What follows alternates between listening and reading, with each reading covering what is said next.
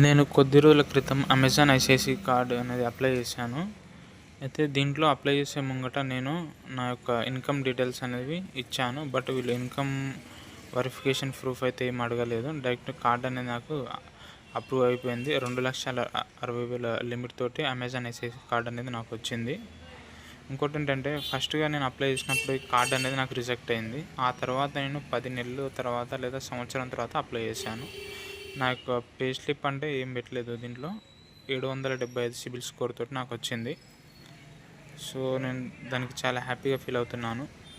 మీరు కూడా ఒకవేళ క్రెడిట్ కార్డ్ అప్లై చేయాలంటే చేసుకోవచ్చు. బట్ ఒక్కసారి రిజెక్ట్ అయిందంటే మళ్ళీ అప్లై చేయకండి. ఒక 6 మంత్స్ లేదా ఒక 10 మంత్స్ ఆ తర్వాత ఆగి అప్లై చేయండి.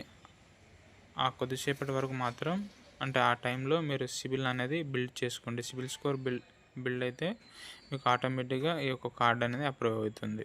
Okay friends, thank you for watching video. ఇలాంటి మరిన్ని వీడియోల కోసం